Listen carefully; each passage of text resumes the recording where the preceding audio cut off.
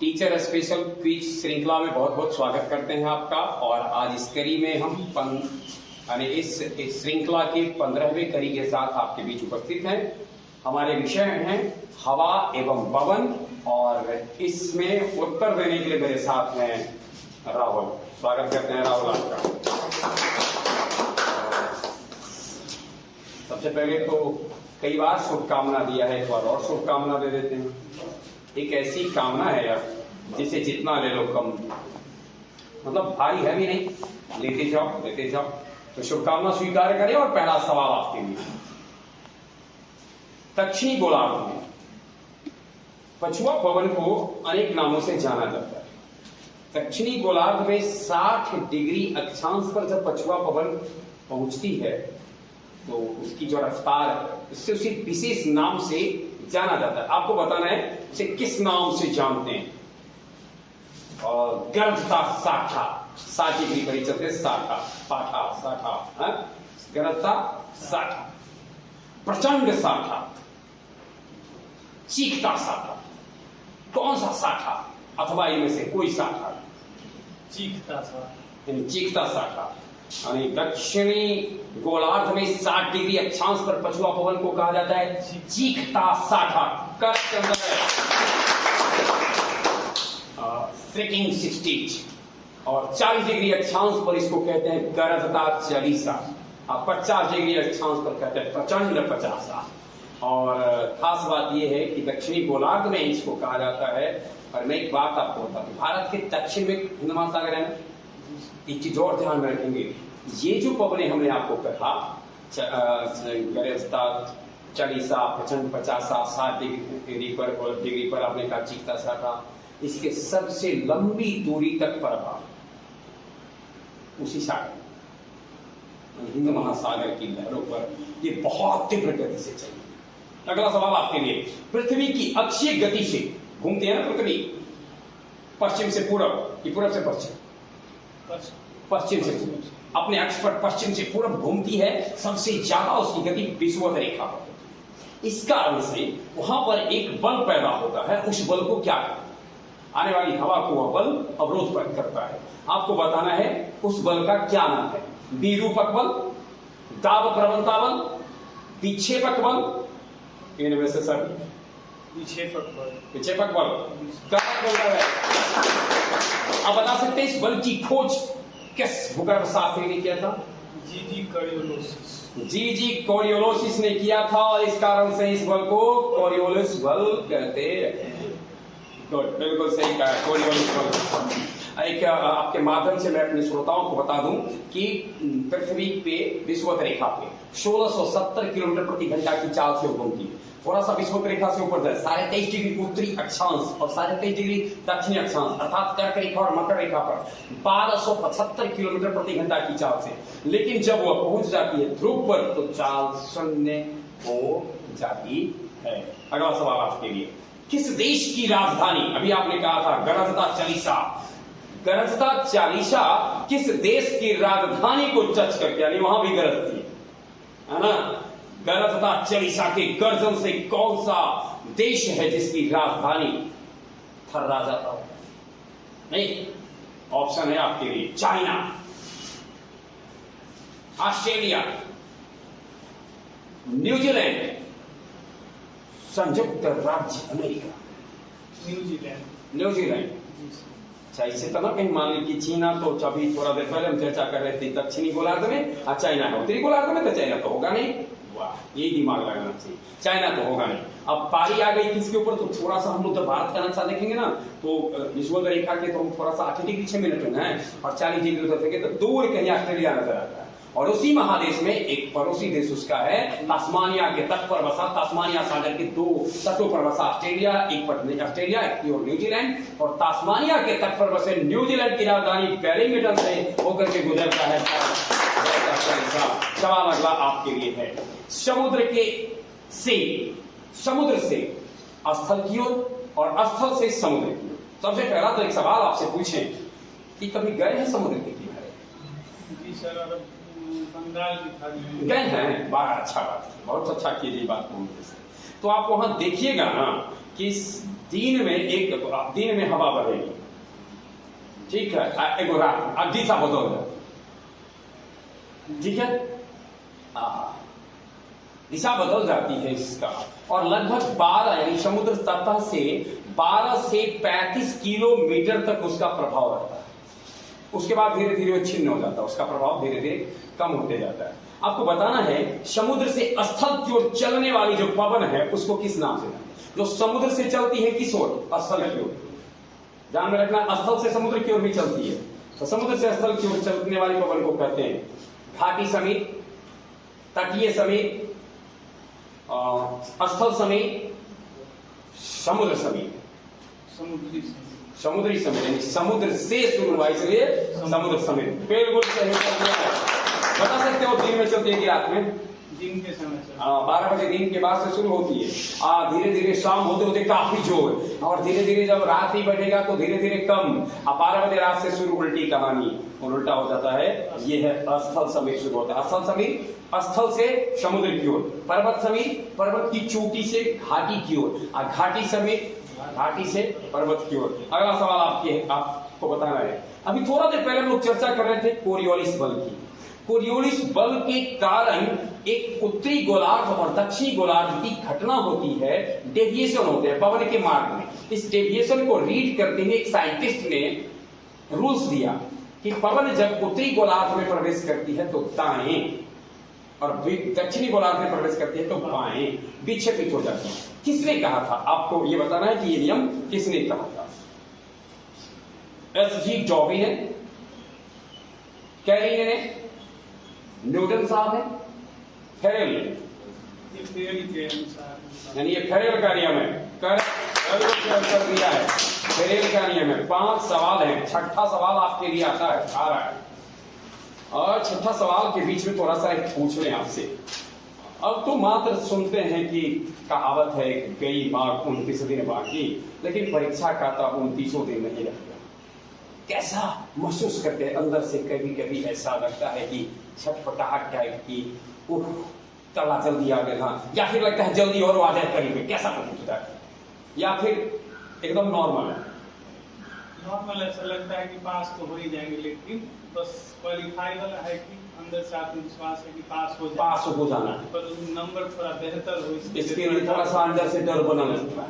यानी अंदर में है कि थोड़ा थोड़ा कभी कभी कुछ, कभी अच्छा, कभी खट्टा, कभी मीठा, कभी कुछ, यानी खुशी कभी गम वाली बात तो रिजल्ट के बाद आता है, लेकिन खट्टा कभी मीठा, ये सब लगता होगा ना। चलिए मीठा मीठा अभी अनुभव करिए। छठा सवाल का उत्तर दीजिएगा, थोड़ा 1 अंक बढ़ जाएगा आपका, समझ रहे ना, पक्का बढ़ जाएगा। एकदम पूछल पाछल क्वेश्चन वहां से।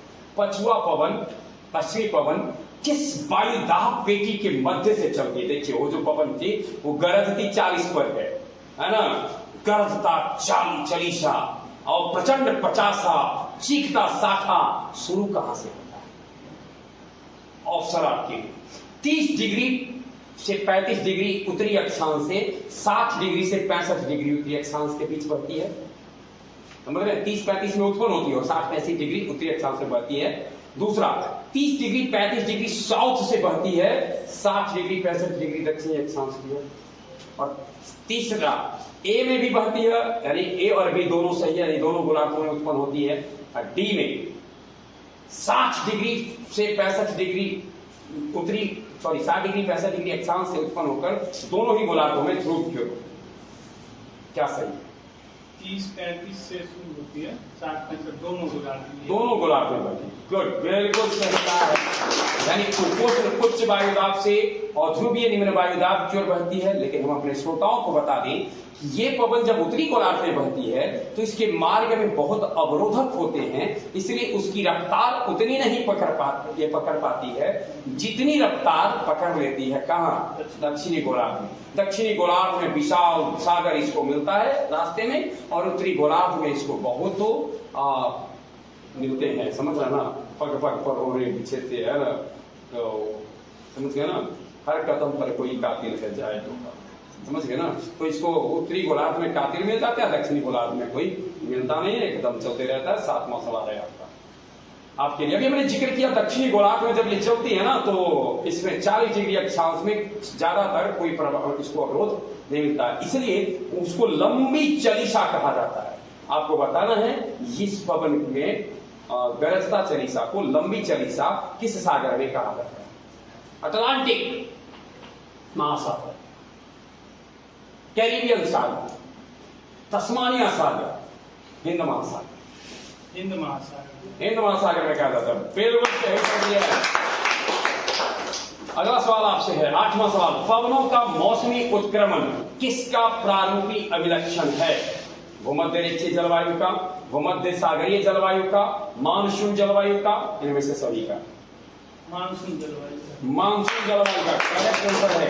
मानसून अरबी भाषा का शब्द है, जानते ही होंगे। भारतीय सेंस से जब इसको इस्तेमाल किया जाता है तो भारत में ऐसे तो मानसून के कारण वर्षा के लिए भी काफी चर्चा में रहा है, लेकिन ये जो पवन है इसमें 6 महीना इसका जो मानसूनी पवन का प्रभाव होता है सागर से दूर की ओर, सागर से दूर जाकर, और फिर 6 महीने बाद उसको अपने घर की याद आती है लौटने में।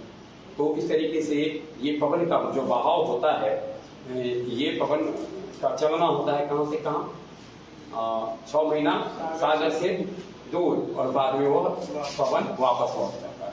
चलिए अगला सवाल है, एक पवन का नाम आपने सुना होगा डॉक्टर पवन, सुने हैं? हरमट्टन को कहते हैं, लेकिन सारी जगहों पे नहीं। हरमट्टन को डॉक्टर पवन कहां के लोग कहते हैं? जानते हैं होता क्या है? लंबा समय से ठिठुरल रहते हैं, ये पवन आता है ना तो शरीर में थोड़ा सा रोमा खड़ा खड़ा होने लगता है और थोड़ा सा उनको राहत आती है, इसलिए वहां के लोग इसको कहते क्या है? डॉक्टरी पवन। कहाँ के लोग कहते हैं? कनाडा में कहते हैं, स्पेन में कहते हैं, गिनी के तट पर कहते हैं, इनमें से सभी जगह कहते हैं। गिनी के तट पर, गिनी तट पर, गिनी तट पर हरमट्टन को डॉक्टर कहा जाता है। अगला सवाल आपसे है, गर्म स्थानीय पवनें इराक से जो बहती है, स्थानीय पवन जो इराक से बहती है, इराक में बहती, ठीक है? आपको बताना, गिबेरी, शामल, सिरक्को, सिमो, शामल करेक्ट आंसर है। गिबेरी कहां की स्थानीय पवन है?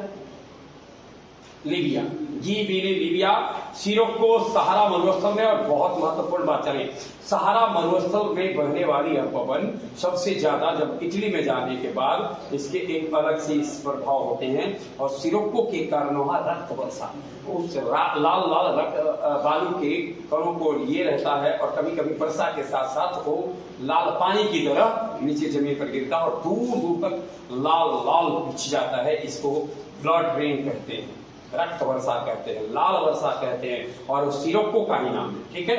सिरक्को का पूछे कहां से उत्पन्न? सहारा मरुस्थल से शुरू होता है। लेकिन ये सब पवन के साथ है, जहां से इसका उठना होता है वहां उसकी गति उतनी प्रचंड नहीं होती। गति तो विभिन्न दिशाओं से भी ना, शुरुआत करते हैं पढ़ने का, उतना गति नहीं रहता, लेकिन दोस्त कभी अच्छा मिल गया तो गति सुंदर, और कहीं अगर कहीं दोस्त के बदले कहीं अवरोधक मिल गए तो गति लाइफ में ऐसा महसूस किया कि कभी गति बढ़ गया हो, कभी घट गया हो, ऐसा होता है ना। तो बस यही जिंदगी है, ये हवा में बसंती हवाओं की भी कहानी यही है। कहीं सुनो बात मेरी अनोखी है, वही कविता पढ़े सुने हैं, पढ़े हुए। चलिए ठीक है। सिमुम अरब रेगिस्तान में रहने वाले। निम्न स्थानों में किस एक में रुधिर वर्षा होती? लीजिए आ गया, लेकिन चलिए पूछ ही देते हैं। फ्रांस में, कनाडा में, स्पेन में, इनमें से कोई भी नहीं। इनमें से किसी में? कहां? इटली में। फॉन एक स्थानीय पवन है। कहां की स्थानीय पवन है? इतना मैं जरूर बता सकता हूं कि यूरोप है ना। तो इसके प्रभाव में सबसे ज्यादा कौन सा देश लगता है? Germany, France, Britain, Switzerland. Good, बिल्कुल सही है। और अब मैं बोलूंगा पवन और इसके क्षेत्र, और आपको बताना है कौन सुमेलित है कौन नहीं है। हॉर्न आल्प्स पर्वत, बोरा पोलैंड, मिस्टल राइन घाटी, खमसिन मिस्र। सर बोरा गलत है क्योंकि वो इटली में चलती है। बोरा पवन एड्रियाटिक सागर से पूर्वी तट पर चलती है, इटली के उत्तरी भाग में, और यहाँ हमने लिखा है पोलैंड, इसलिए आपने कहा कि गलत है। बाकी फोन आल्प्स पर्वत के सारे बहने वाली, मिस्टर राइन घाटी में, और खमसीन मिस्र में। करेक्ट आंसर है। किस पवन का शाब्दिक अर्थ होता है हिमभक्षी? ठंड के दिन में बहती तो है, लेकिन वो जब बहती है तो जो बर्फ गिर रहे होते हैं उस क्षेत्र में, उसको खा जाने के कारण उसका नाम पड़ता है, जिसको लोग हिमभक्षी कहते हैं। और दरअसल उसका नाम जो है, नामकरण है, वो हिमभक्षी के कारण ही दिया गया है। आपको बताना है कौन सी पवन है। सेंटा एना, लू, यामो, चिनूक। यामो जानते होंगे, यामा सुने हैं बाइक वाला? हाँ, तो यामा जापान, यामो जापान, यामो पवन जापान में, यामा कंपनी जापान की। सेंटाना दक्षिण कैलिफोर्निया में चलने वाली गर्म और शुष्क पवन है। और लू तो जानवे करते हैं, भारत के लोग सब परेशान हो जाते हैं। और लू की दिशा ध्यान में रखेंगे, उत्तर पश्चिम तथा पश्चिम से पूर्व दिशा में बहने वाली, चलने वाली शुष्क स्थानीय पवन है, सूखी पवन है, उष्ण भी पवन है। उष्ण और शुष्क, उष्ण मतलब गर्म, शुष्क मतलब सूखा एकदम, इसलिए लू है। अगला सवाल है आपके लिए। अगला सवाल है 13वां सवाल। चलिए अब जल्दी में पूछ लेते हैं, आप भी थक गए होंगे। दक्षिण पूर्वी स्पेन की स्थानीय पवन है सोलैनो, गर्मसील, बागियो, सुखेबो। सोलैनो करेक्ट आंसर है। हम अपने श्रोताओं को बता दें, गर्मसील दक्षिण पश्चिम पूर्वी ईरान की है, बागियो फिलीपींस की है, सुखोबे रूस तथा कजाकिस्तान की है। भारत में किस स्थानीय पवन को काल वैसाखी कहा जाता है? वैसाख के महीने में बहने वाला, और काल वैसाखी इसलिए कि काल की तरफ, और वही जब बंगाल में पहुंचने के बाद बहुत आम झाड़ने का काम करता है, इसलिए इसे आमझौर भी कहते हैं, समझ गए ना। लेकिन बिहार में भी आम झाड़ने का काम करने वाले है, लेकिन ज्यादा आम झाड़ती है किधर? बंगाल में, इसको लोग वहां कहते हैं आमझौर। आपने यहाँ लोग कहते हैं काल वैसाखी, काल हो रही है। बताना है किस पवन को? सिरोक्को को, ब्लिजार्ड को, नॉर्वेस्टर को? इनमें से कोई नहीं। नॉर्वेस्टर को।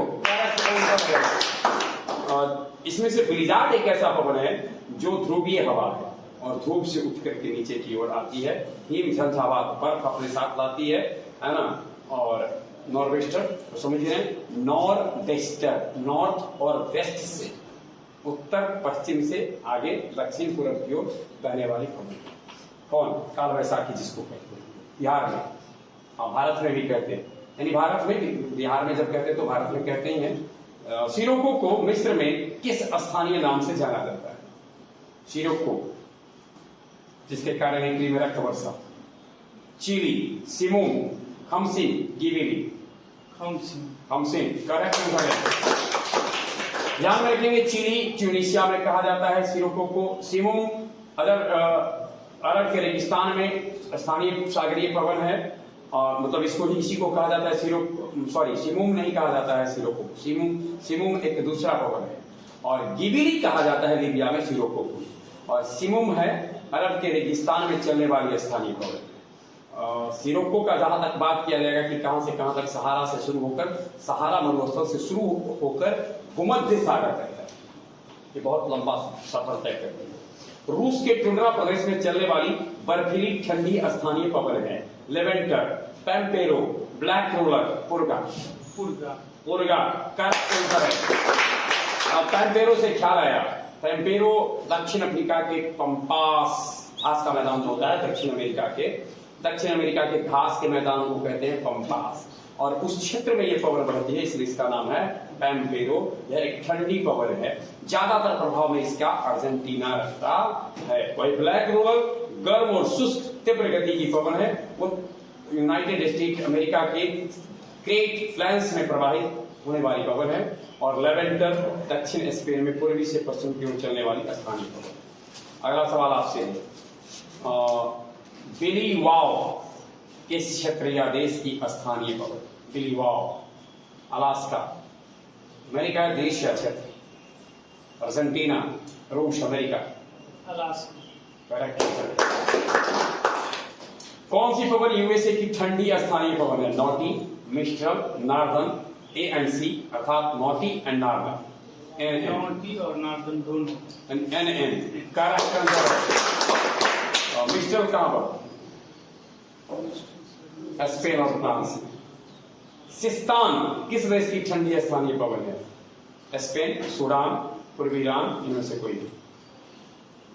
सिस्तान किस देश की ठंडी स्थानीय पवन? स्पेन, सूडान, पूर्वी ईरान, इनमें से कोई। पूर्वी ईरान। करेक्ट आंसर है। निम्न में कौन गर्म स्थानीय पवन है? लेस्ट, गर्मशील, अयाला। All of this. लेस्ट भी, गर्मशील भी, अयाला भी, मैड्रिया दक्षिण पूर्वी, मैड्रिया में लेस्ट और दक्षिण पूर्वी ईरान का गर्मशील है और अयाला फ्रांस में है। करेक्ट आंसर है। कौन गर्म स्थानीय पवन नहीं है? अर्थात आपको जो 4 विकल्प दिए जाएंगे इनमें से कौन ऐसे हैं जो गर्म स्थानीय पवन नहीं है? ब्रिक फील्डर, पापागायो, काइन बैंड, इनमें से सभी। पापागायो। बाकी ब्रिक फील्डर और काइन बैंड गर्म स्थानीय पवन। और ब्रिक फील्डर ऑस्ट्रेलिया के हैं और काइन बैंड जावा के हैं। Correct answer. जावा का आप जानते होंगे आधुनिक नाम क्या है? इंडोनेशिया। अच्छा चलिए, उत्तर पश्चिमी भूमध्य सागर की गर्म स्थानीय पवन है बर्ग, पोनेंटी, सोलेनो, इनमें से सभी, इनमें से कोई नहीं। पोनेंटी करेक्ट आंसर है। बर्ग है दक्षिण अफ्रीका की, सोलेनो है दक्षिण पूर्वी स्पेन की, और बर्ग तथा सोलेनो दोनों गर्म पवन है। ऑलरेडी ये पोनेंटी भी गर्म पवन है जो उत्तर पश्चिमी भूमध्य सागर से की पवन है। बाइज किस देश की स्थानीय ठंडी पवन है? बाइज स्पेन की, पूर्वी फ्रांस की, स्विट्जरलैंड की, इनमें से बी एंड सी। फिर से सुन लीजिए, बाइज किस देश की स्थानीय ठंडी पवन है? स्पेन, पूर्वी France, Switzerland, B and C. Spain और पूर्वी फ्रांस। ए और स्पेन, पूर्वी फ्रांस, स्विट्जरलैंड और B and C. A and C नहीं, बी एंड सी, यानी पूर्वी फ्रांस और Switzerland. Correct answer. Cape doctor या केबल ब्लॉक भी कहते हैं किस देश का प्रमुख ठंडी स्थानीय पवन है? पूर्वी ईरान, दक्षिण अफ्रीकी गणतंत्र, रूस, इनमें से कोई। दक्षिणी अफ्रीकी गणतंत्र। दक्षिणी अफ्रीकी गणतंत्र। हबू किस देश की स्थानीय ठंडी पवन है? स्पेन, रूस, Sudan, Mexico. Sudan correct answer है। आपने अपने हिस्से के 25 प्रश्नों का सही उत्तर दिया है और आपने आपकी तैयारी शानदार है। जैसा कि जिक्र किया कि आप अपने स्कोर को बेहतर करना चाहते हैं। आपके माध्यम से मैं एक निवेदन करना चाहूंगा जो हमें सुन रहे हैं उन सबों को कि आप परीक्षा की तैयारी जब काफी निकट हो तो अपने मस्तिष्क पर ज्यादा दबाव नहीं लेना चाहिए। आपकी तैयारी अच्छी है और केवल तैयारी पर फोकस करें। अन्य चीजों को ज्यादा अभी ध्यान में न रखना है कि किस प्रकार से कैसे प्रश्न होंगे उससे क्या मतलब है। आपको अगर प्रश्न का कंसेप्ट क्लियर है, अगर आपको उसके बारे में जानकारी है तो 5 विकल्प के हो या 6 विकल्प के हो उससे कोई विशेष फर्क नहीं पड़ता। उसमें उलझना ज्यादा नहीं। और एक बात और ध्यान में रखना है कि हमें कभी कभी ऐसा लगता है कि हम सोचते हैं कि बड़े से कंपटीशन में बैठे हैं तो कभी कभी सामान्य सवाल जो पूछे जाते हैं उसको हम बड़े स्तर से देखना शुरू कर देते हैं और गलती कर देते हैं। तो क्वेश्चन को सामान्य स्तर से ही देखना शुरू करें। एक सीधी आंखों से देखें, साफ तौर पर देखें और किसी तरीके का दबाव महसूस न करें। निश्चित रूप से ये कहना अलग बात है कि दबाव महसूस न करें, परंतु दबाव फिर भी हो ही जाता है। लेकिन आप सामान्य भी तो नहीं हो, इसलिए आपको इस दबाव को झेलना है, दबाव से उठना है। तमाम शुभकामनाओं के साथ बहुत बहुत धन्यवाद।